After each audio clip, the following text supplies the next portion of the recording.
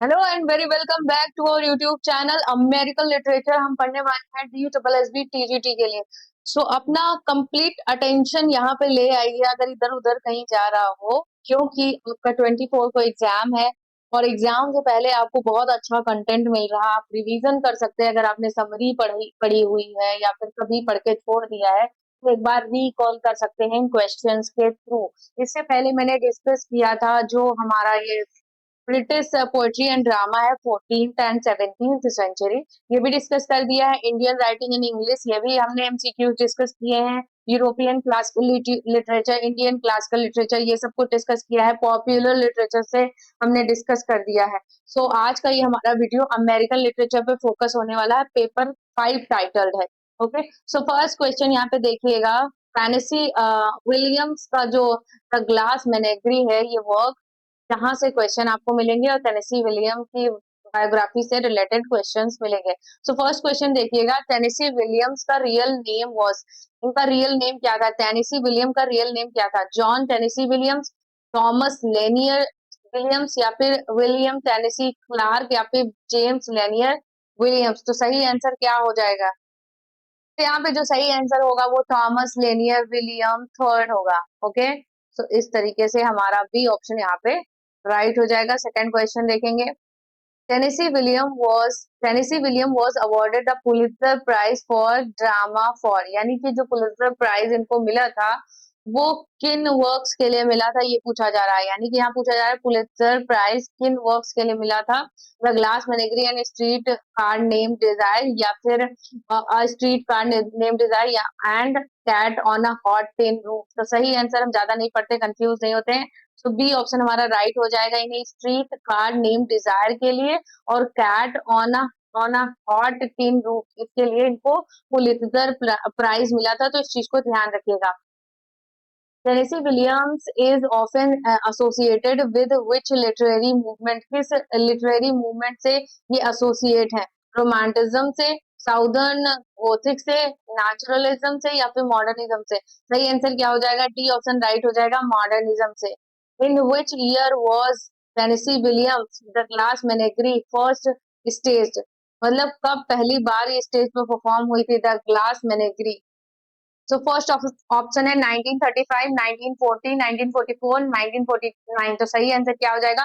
Third option हमारा right हो जाएगा, 1944, शिकागो। शिकागो में इसको परफॉर्म किया गया था सबसे पहले। ओके, तो नेक्स्ट क्वेश्चन देखते हैं। Tennessee Williams writing is often influence by, किससे सबसे ज्यादा इन्फ्लुएंस थी? टेनेसी विलियम्स की लिखने का जो स्टाइल था वो किससे ज्यादा इन्फ्लुएंस था, उस पर किस चीज का ज्यादा प्रभाव था? रूरल इंग्लिश कंट्रीसाइड लाइफ, या फिर the American South and his own family experience, political events of Europe, myth and legends of Scandinavia. सही आंसर क्या हो जाएगा? The American South and his own family experience. Next देखिएगा, the glass menagerie, ये जो हमारा वर्क इंक्लूडेड है इससे question. The glass menagerie described by the playwright as, किस तरीके का प्ले राइट ने इसे डिस्क्राइब किया है? किस तरीके का ये प्ले है? Realistic play, a memory play, a tragic comedy, या फिर एन एब्सर्डिस्ट ड्रामा? तो बताइएगा सही तरीके से ये किस तरीके का प्ले है? तो ये एक तरीके का मेमोरी प्ले है, जिसमें जिसमें वो याद कर रहा होता है अपनी पास्ट की मेमोरीज को। तो यानी अपनी मेमोरीज से इंसान नहीं भाग सकता, वही चीज इसमें दिखाई गई है। Who is the narrator of the glass menagerie? The glass menagerie का नरेटर कौन है? Laura Wingfield, Amanda Wingfield, Tom Wingfield, या जिम ओ कॉनर? तो सही आंसर क्या हो जाएगा यहाँ पे? सही आंसर हो जाएगा सी, टॉम विंगफील्ड, क्योंकि ये यहाँ पे इन दोनों को छोड़ के लास्ट में भाग जाता है तो बैठ के या आगे बाद में स्टोरी नरेट करता है। Laura's glass collection in the play symbolises, उसका जो ग्लास का कलेक्शन था, क्योंकि वो क्या थी, डिसेबल्ड थी, तो उसका एक ग्लास का कलेक्शन था, तो वो क्या सिंबलाइज कर रहा है? Wealth and prosperity, fragility and illusion, scientific knowledge, या फिर रिलीजन पे? तो यहाँ पे फ्रेजिलिटी एंड इल्यूजन को सिंबलाइज कर रहा है। Amanda Wingfield, mother of Tom and Laura, was once, वो एक टाइम पे क्या थी? जो अमांडा विंगफील्ड है, जो कि मदर है टॉम की और लॉरा की, वो एक टाइम पर क्या थी? साउदर्न बेले with many suitors, a famous stage actress, a wealthy business woman या फिर अ पॉलिटिकल लीडर। तो यहाँ पे सही आंसर हो जाएगा ए ऑप्शन, एक साउदर्न बेली थी जिनको बहुत सारे चाहने वाले, जिनके जिनके बहुत सारे लोग चाहने वाले थे। What does the fire escape symbolize in the play? Go for Laura's recovery, Tom's longing for escape from family's responsibility, Amanda's financial stability, Jim's desire for success. तो सही आंसर क्या हो जाएगा? Tom's longing for escape from family's responsibility. The character of Jim O'Connor. Jim O'Connor is often referred to as, क्या है इसमें gym O'Connor का character किस तरीके का है, उसका क्या रोल है? The gentleman caller, the businessman, the outsider, the realist. तो ये एक जेंटलमैन कॉलर है जो कि लॉरा के लिए आया है, लॉरा के लिए बुलाया गया है कि लॉरा को पसंद कर ले, उसकी शादी हो जाए। Laura drops one of her glass animal during the play. Which one of it? कौन सा है जिसको आखिरी में दिखाया गया है, जिसको ड्रॉप करते हुए? ग्लास रैबिट, ग्लास यूनिकॉर्न या फिर ग्लास डॉग या फिर ग्लास हॉर्स। तो सही आंसर हो जाएगा glass unicorn. What does the breaking of Laura's glass figurine signifies? क्या सिग्निफाई कर रहा है जो उसका जो ग्लास फिगरिन जब टूटा था, उसने जो बना के रखा था, तो ये क्या किस तरीके को सिग्निफाई कर रहा है? हर एक्सेप्टेंस ऑफ रियलिटी, क्या वो रियलिटी को एक्सेप्ट कर लेती है? The destruction of her dreams and illusion, from success as a writer, Amanda's past failure. सही आंसर हो जाएगा the destruction of her dreams and illusions. Which of the following theme is not central in the Glass Menagerie? Glass Menagerie में कौन सी theme नहीं है? Illusion versus reality है, family obligation है, escape from responsibilities, क्योंकि इसमें टॉम जो है आखिरी में भाग जाता है, तो ये भी है, साइंटिफिक प्रोग्रेस नहीं है, तो सही ऑप्शन हमारा डी हो जाएगा। Eight the end of the play Tom क्या करता है? जो टॉम होता है वो क्या करता है? Marries a rich woman, runs away from home, becomes a doctor, decide to live with Laura forever. लेकिन यहाँ पर ये सब गलत हो जाएंगे, ये भी गलत हो जाएगा। मैरिज रिच वुमन किया होगा, नहीं किया होगा, ये हमारे वर्क में नहीं मेंशन है। ये मेंशन है रन्स अवे फ्रॉम होम, ये अपनी ड्यूटीज से भाग जाता है। नेक्स्ट देखिएगा, टोनी मॉरिसन। अब आ जाते हैं टोनी मॉरिसन के बिलवेड पे। Toni Morrison was awarded the Nobel prize in literature. उनको लिटरेचर में नोबेल प्राइज कब मिला था? 1980 में, 1987 में, 1993 में या 2001 में? तो सही ऑप्शन हो जाएगा 1993 में। Tony Morrison real name was, Tony Morrison का रियल नेम क्या है? क्लो क्लोए एंथनी वुफॉर्ड या फिर क्लोए एडेलिया वुफॉर्ड या फिर मार्गरेट वुफॉर्ड मॉरिसन या फिर एन क्लोज विलियम्स। तो सही आंसर क्या हो जाएगा यहाँ पे? क्लोए आर्डेलिया वुफॉर्ड यहाँ पे इनका रियल नेम है, तो बी ऑप्शन हमारा राइट हो जाएगा। Which of the following novel won Tony Morrison the Pulitzer Prize for Fiction? तो यहाँ पे जो हम लोग टोनी मॉरिसन को वो समझ रहे थे लड़की, तो ये लड़की नहीं है, लड़का है। तो which of the following novels won Toni Morrison the Pulitzer prize for fiction? Fiction के लिए इनको पुलित्जर प्राइज मिला था। सॉन्ग ऑफ सोलोमन या फिर बिलवेड के लिए या फिर जज के लिए या फिर द ब्लूएस्ट आइरी। तो किसके लिए मिला था इनको पुलित्जर प्राइज? तो यहाँ पे हमारा सही आंसर हो जाएगा बी ऑप्शन हमारा। बी ऑप्शन, बिलवेड के लिए इन्हें पुलित्जर प्राइज मिला था, जो कि 1987 में पब्लिश हुई थी, और 1988 में इनको पुलित्जर प्राइज मिला था, पुलित्जर प्राइज। ठीक है, तो नोट डाउन कर लीजिएगा इस चीज को। नेक्स्ट देखिएगा question, Tony Morrison is often associated with, किस चीज से ये एसोसिएटेड है? African American literature and magical realism या फिर रोमांटिज्म एंड विक्टोरियन रियलिज्म या फिर modernism and symbolism, naturalism and southern Gothic. तो सही आंसर यहीं पे यही हो जाएगा, African American literature and magical realism. यही हमारे हिसाब से ये ए ऑप्शन राइट होगा। Tony Morrison was the first African American woman, ये फर्स्ट अफ्रीकन अमेरिकन वुमन थी win the Booker prize, win the Pulitzer prize, win the Nobel prize in literature, becomes US poet laureate. तो सही answer क्या? तो सही answer हो जाएगा हमारा option number, win the Nobel prize in literature 1993। इस चीज को ध्यान रखिएगा। ओके, अब हम देखेंगे इनका जो मेन वर्क हमारे सिलेबस में इंक्लूडेड है, beloved.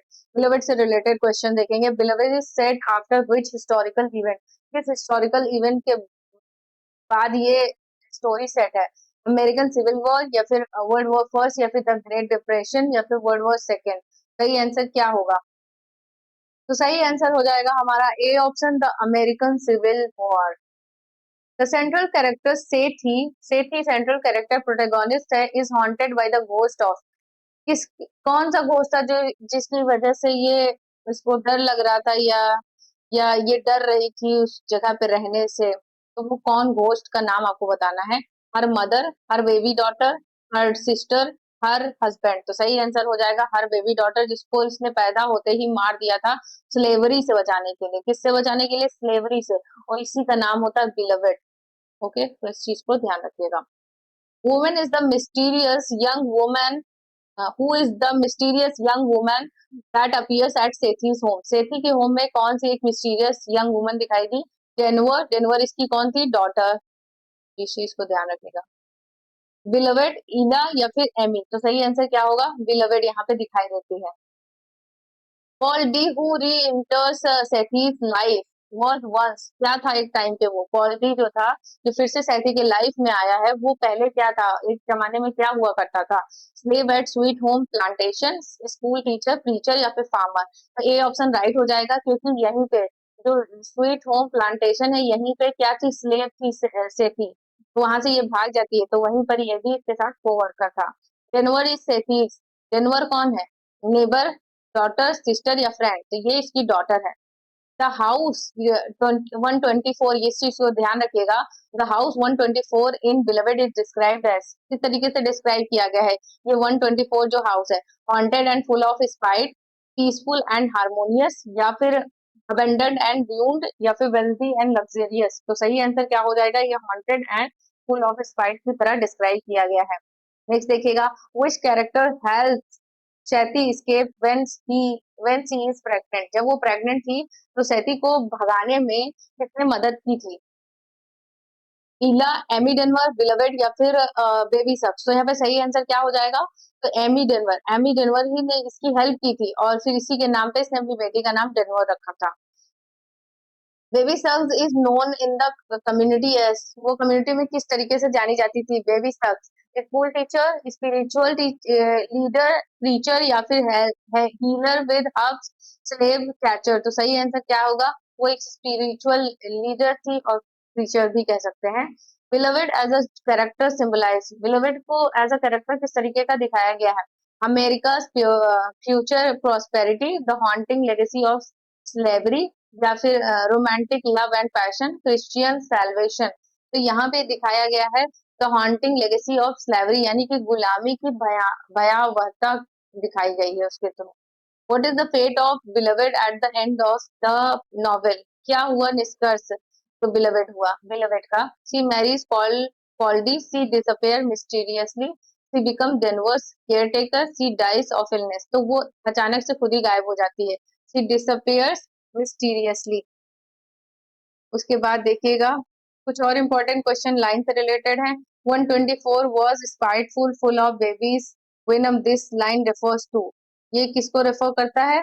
The town's gossip, the haunted house where सेती lives। तो बी ऑप्शन राइट हो जाएगा, इसी के बारे में लाइन है, वो जो हाउस है उसके बारे में है। तो वहाँ कह रहे हैं कि वहाँ पे एक बच्ची का भूत दिखता है 124 जो हाउस है, तो ये सब वहाँ के लोग गॉसिप कर रहे होते हैं। You are my best thing, who says this and to whom? ये जो लाइन है ये कौन बोलता है? Sethe to Denver, Paul D to Sethe, Beloved to Sethe या फिर डेनवर टू पॉल डी? तो यहाँ पे जो सही आंसर हो जाएगा वो होगा पॉल डी जो होता है ये सेती से कहता है।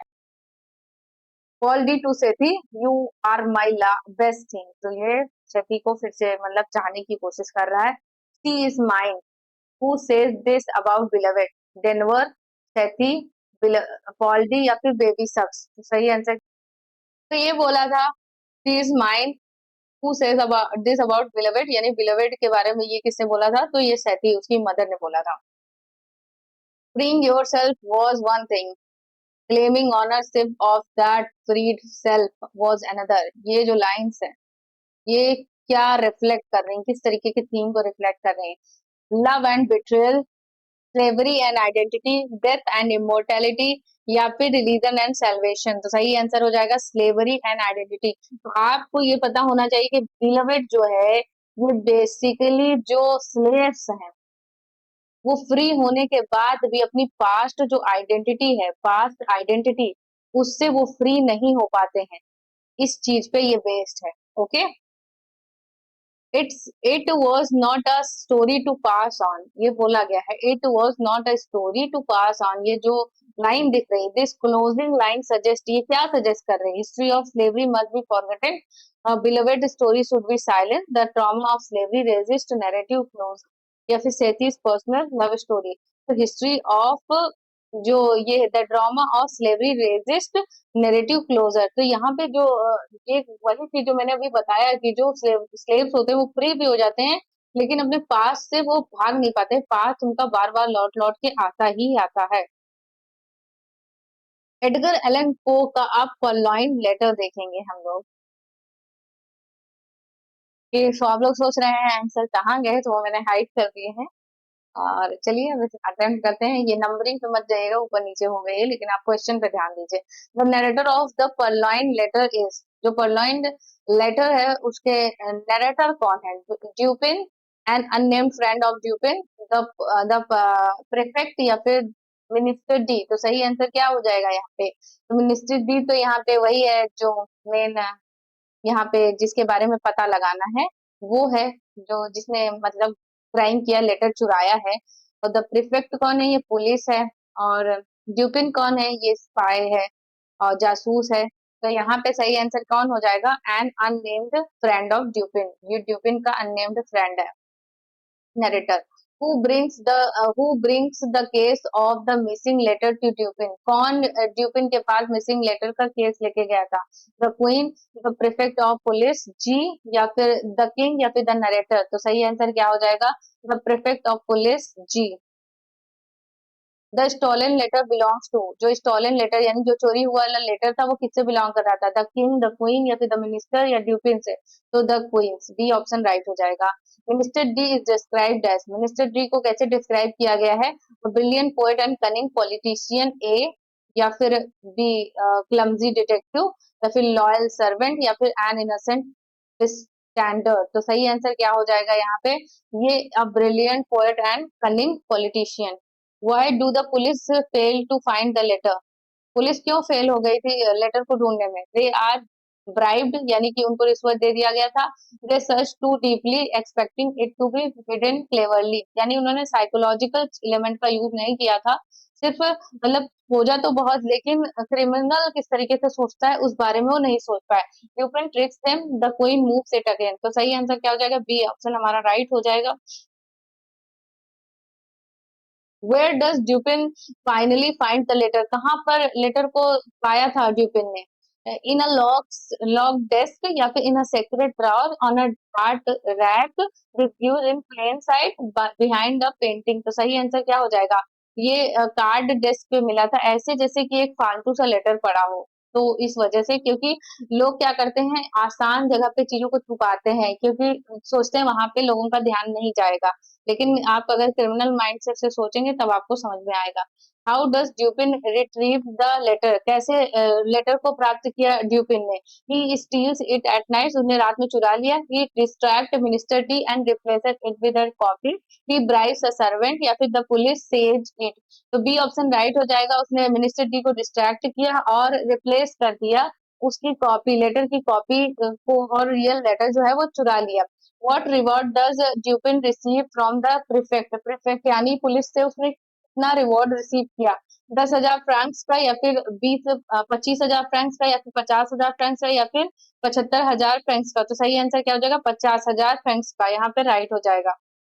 तो यहाँ पे हमारे कुछ क्वेश्चन छूट गए थे बायोग्राफी से। तो Edgar Allan Poe is regarded as the father of, किस चीज के फादर ये कहे जाते हैं? साइंस फिक्शन के, डिटेक्टिव फिक्शन के, गोथिक पोएट्री के, या फिर मॉडर्न ड्रामा के? सही आंसर हो जाएगा डिटेक्टिव फिक्शन के। Poets Poe's Allan Poe's detective Auguste Dupin, ये ऑगस्टी डुपिन ये पूरा नाम है इनका। Appear in how many stories, ये जो कैरेक्टर है इनका ऑगस्टी डुपिन ऑगस्टी ड्यूपिन, ये कितने इनके स्टोरीज में अपीयर हुआ है, 1 2 या फिर 3 या 4? तो सही आंसर हो जाएगा 3, और ये 3 स्टोरीज हैं। Murders in the Rue Morgue, mystery of Marie Roget, the purloined letter. Purloined letter सबसे लास्ट है, तो इस चीज को ध्यान रखिएगा। तो purloined letter was appear first publish in, कब पब्लिश हुई थी सबसे पहले? ये परलॉइन लेटर कब पब्लिश हुई थी? 1843, 1844 या फिर 1843 या 1846? सही आंसर जो होगा वो 1844 बी ऑप्शन हमारा राइट हो जाएगा।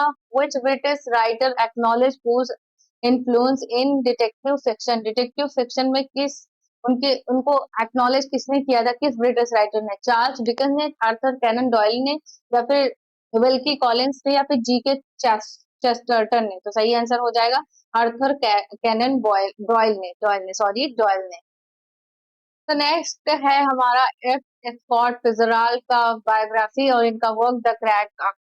तो बायोग्राफी से रिलेटेड देख लेते हैं। F Scott Fitzgerald belong to which literary generation? किस जनरेशन से बिलोंग करते हैं? The lost generation, the beat generation, the Harlem renaissance, या फिर द मॉडर्निस्ट सर्कल? तो सही आंसर हो जाएगा ए ऑप्शन, द लॉस्ट जनरेशन, यानी कि दो वर्ल्ड वॉर फर्स्ट से जो सफर करके आए थे, वर्ल्ड वॉर फर्स्ट से जो सफर करके आए थे, उस एज के जो थे उनको द लॉस्ट जनरेशन बोला जाता था, क्योंकि इनको अकेलेपन और नॉस्टैल्जिया ये सब बहुत ज्यादा इनके वर्क्स में मिलेगा।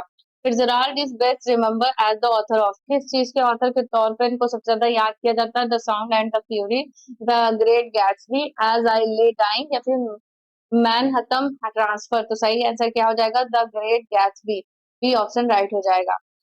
फिtzgerald's collection The Crack Up was published posthumously in, posthumously कब पब्लिश हुआ था इनका ये कलेक्शन? 1936, 1939, या फिर 1945 या 1942? तो पोस्टमसली यानी कि इनके मरने के बाद, तो कब पब्लिश हुआ था?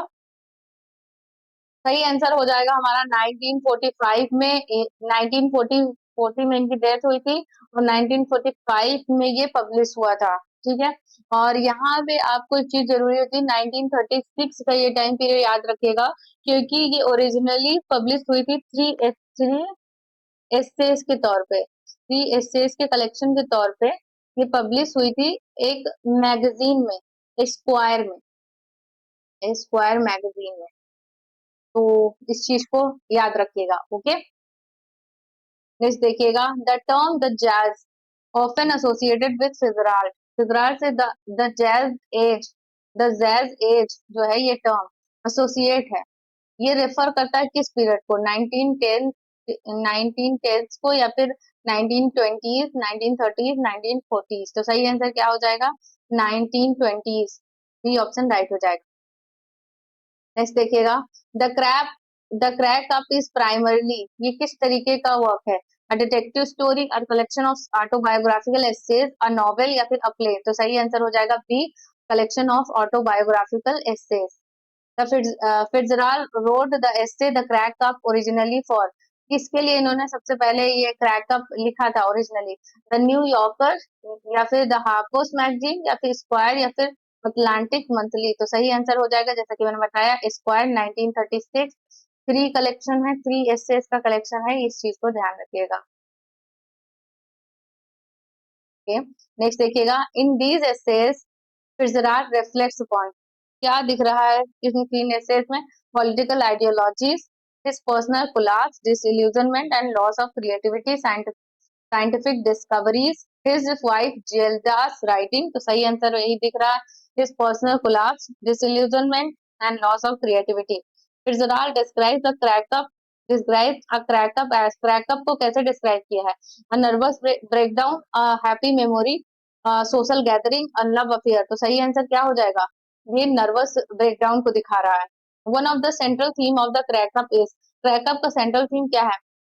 Material success, the inner disintegration of the self, the joy of the jazz, World War second trauma? तो सही आंसर क्या हो जाएगा? The inner disintegration of the self. तो सही आंसर हो जाएगा हमारा B. Okay, the essays reveal Fitzgerald struggle with, किस चीज से स्ट्रगल कर रहे थे। इन एसे से क्या पता चल रहा है कि फिट्जराल्ड किस चीज से स्ट्रगल कर रहे थे। फेम एंड अल्कोहलिज्म से, वॉर ड्रामा, पॉलिटिकल एग्जाइल या फिर लीगल ट्रबल। तो सही आंसर क्या हो जाएगा, ए ऑप्शन, क्योंकि इसमें फिट्जराल्ड ने इन एसेस में बताया है कि इन्होंने मतलब इनको काफी ज्यादा फेम मिला, उसके बाद ये काफी ज्यादा अल्कोहल करने लगे, तो वो फेम जो होता है ना धीरे धीरे वो उनको एंजाइटी होने लगी, तो वही इसमें दिखाई दिया है। नेक्स्ट देखिएगा, विलियम फॉकनर का ड्राई सितंबर, हम यहाँ पे देखेंगे about the William Faulkner. William Faulkner was awarded the Nobel prize in literature, literature में उनको नोबेल प्राइज कब मिला था।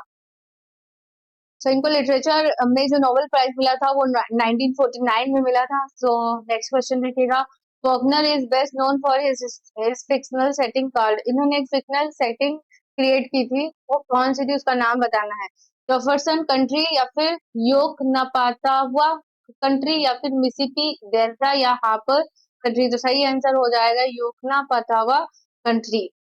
ये नाम ही अजीब है तो याद ही रहेगा आप लोगों को, है ना। देखिए next question, Dry September was first publish in. Dry September सबसे पहले कब पब्लिश हुई थी, तो 1925, 1931, 1935, 1940। सही आंसर क्या हो जाएगा यहाँ पे 1931, बी ऑप्शन राइट हो जाएगा। In which magazine was Dry September first publish. Dry September जो है सबसे पहले किस मैगजीन में पब्लिश हुई है, हार्पर्स मैगजीन, स्क्रिबनर्स मैगजीन या फिर द अमेरिकन मर्करी या फिर द अटलांटिक। सही आंसर हो जाएगा Scribner's magazine. The story deals with the themes of, किस जो स्टोरी है इसकी ड्राई सितंबर ये किन थीम्स पर बेस्ड है, race, violence and gender, childhood innocence, travel and adventure, political revolution. सही आंसर ए हो जाएगा, क्योंकि इसमें एक गोरी औरत होती है और ये अफवाह फैली होती है कि एक आदमी, काला आदमी उसको मारा है, तो सब मिलके उसको मार डालते हैं जितने भी गोरे लोग होते हैं। तो ये एक तरीके से रेस और जेंडर का दिखाता है, वायलेंस दिखाता है यानी मारपीट दिखाता है, तो race, violence and gender based है। Who is the central white woman in the story who accuses black man of assault? जिसने ब्लैक मैन पे इल्जाम लगाया था, उस व्हाइट वुमन का नाम आपको बताना है। इमेली, ग्रियर्सन या फिर मिस मिनी कूपर या फिर हिल्सी गिबन या फिर रोजा कोल्डफील्ड। तो सही आंसर हो जाएगा Miss Minnie Cooper. The black man falsely accuse in the story is, जो ब्लैक मैन है उसका नाम आपको बताना है जिसपे गलत इल्जाम लगा था, झूठा, जो क्रिसमस, लुकास व्यू कैंप या फिर विल मेस या फिर सैमुअल व्यू कैंप। तो सही आंसर हो जाएगा विल मेस, यही है आदमी था। The barber who is sceptical of Minnie's accusation is, यानी कि मिनी ने इसके ऊपर भी इल्जाम लगाया था, इस गोरी औरत ने, इसका एक हिस्ट्री रहा है कि सबके ऊपर झूठे इल्जाम लगाती है। इसने ये इल्जाम लगाया था इस बार्बर पे, इस नाई पे, कि मतलब तुमने मुझे निवृत्त देखा यानी कि बिना कपड़ों के देखा है। तो ये उसका नाम बताना है, वो हॉक्सॉ या फिर मेजर डी स्टेन या फिर बायरन स्नोक्स या फिर जज स्टीवेंस। सही आंसर हो जाएगा हॉक्सॉ, इस नाई का नाम हॉक्सॉ था। ड्राई सितंबर की सेटिंग कहाँ पे सेटिंग है इसकी, न्यू ऑर्लियंस में या फिर जैफरन मिसिसिपी में या फिर ऑक्सफोर्ड मिसिसिपी में या फिर अटलांटा जॉर्जिया में। सही आंसर हो जाएगा जेफरसन मिसिसिपी में इसकी लोकेशन सेट है, सेटिंग है। अब नेक्स्ट देखिएगा, एना एंड ब्रेड स्ट्रीट का प्रोलॉग का एमसीक्यू देखेंगे। एंड ब्रेड स्ट्रीट ये हमारे में ऑथर हैं और प्रोलॉग है इनका, जो कि इनकी फर्स्ट जो पोएट्री कलेक्शन आई थी उससे उसमें ये इंक्लूडेड है। तो देखिएगा इनसे related MCQ. And bread street is considered the first publish poet of, कहाँ की ये पहली पब्लिश्ड पोएट मानी जाती है, इंग्लैंड की, कॉलोनियल अमेरिका, कनाडा या फिर स्कॉटलैंड। सही आंसर क्या हो जाएगा, बी कॉलोनियल अमेरिका या नॉर्थ अमेरिका भी इसको बोलते हैं। यहाँ की ये फर्स्ट पब्लिश पोएट थी।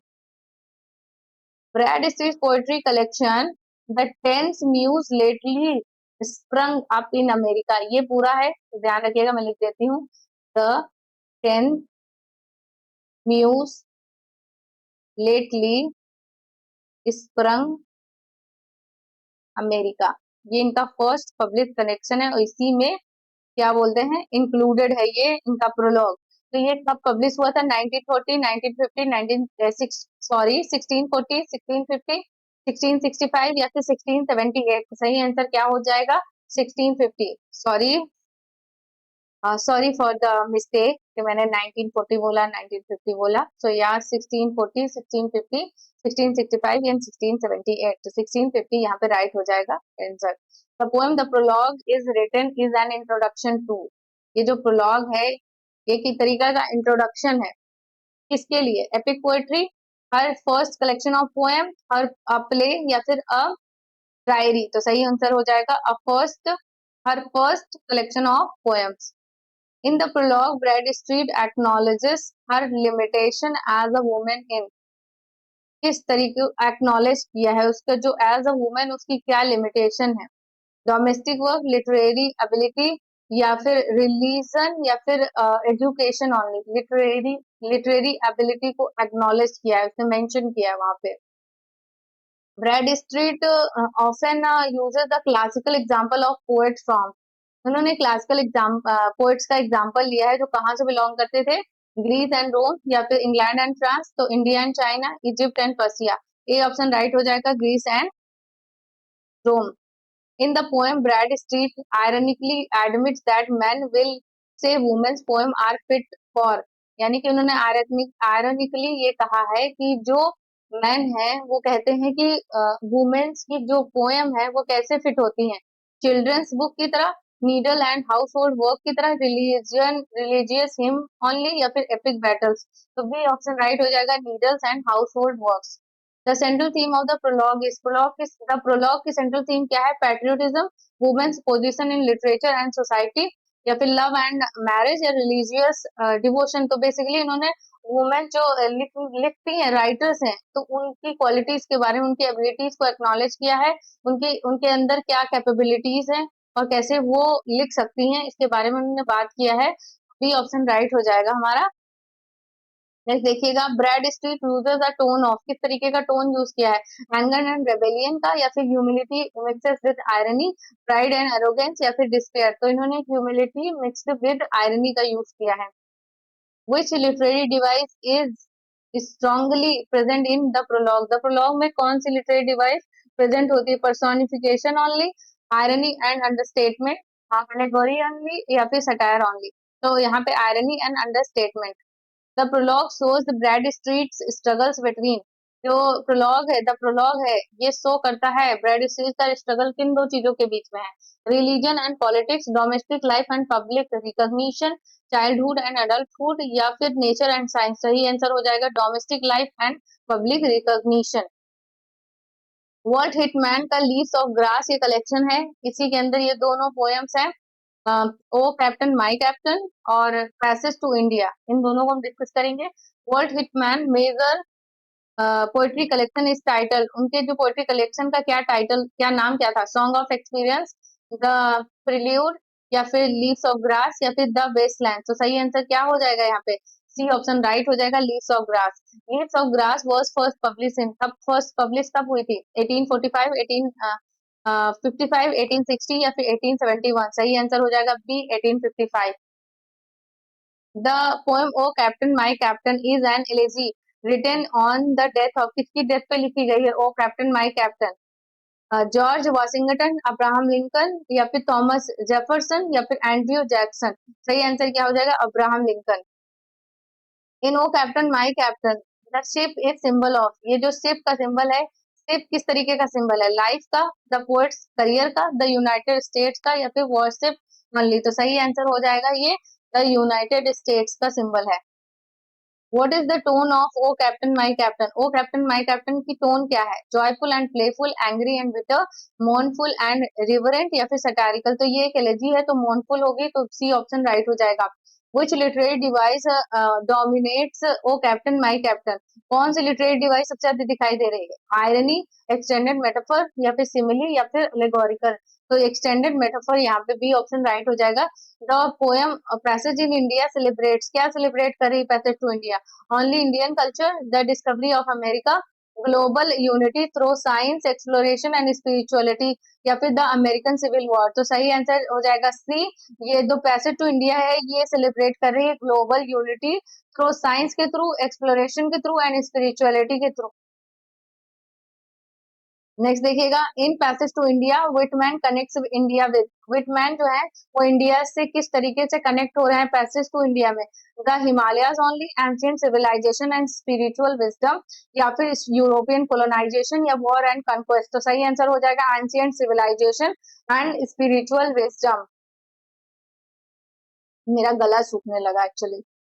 यस, नेक्स्ट देखिएगा, passage to India was first included in which edition of leaves of grass, leaves of grass के किस एडिशन में ये पब्लिश हुई थी?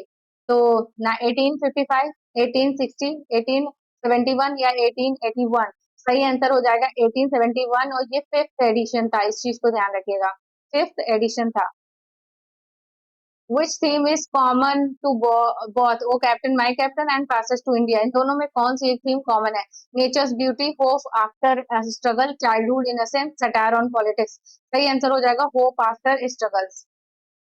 नेक्स्ट देखिएगा, Sherman Alexie Crow Testament and evolution. सही आंसर क्या होगा, एक वन बाय वन देखेंगे।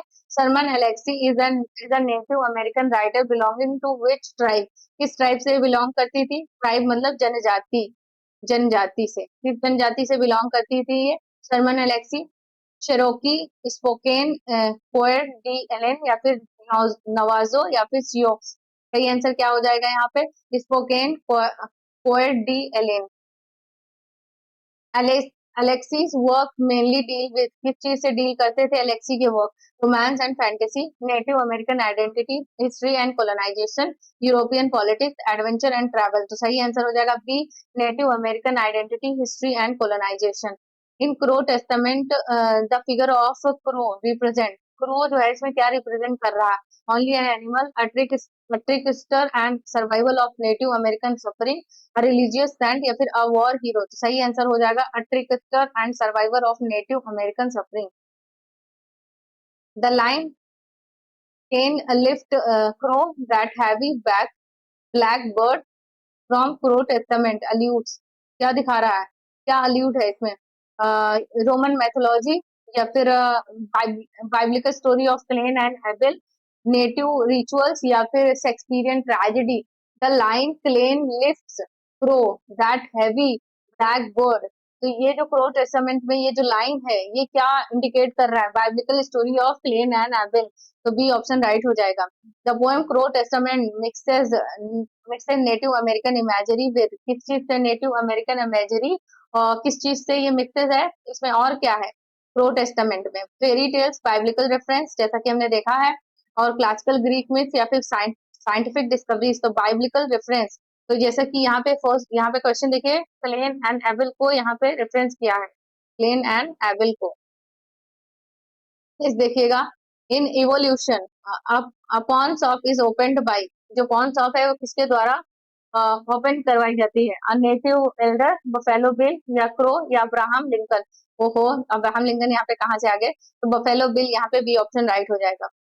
In the poem Evolution, what does Buffalo Bill do after collecting all native belongings? Burns them, sell them back to native people in museum, gives them away for free, या फिर buries them, तो sell them back to native people in the museum। The central theme of evolution is, evolution की central theme क्या है? Exploitation and commercialization of Native American culture। B option right हो जाएगा।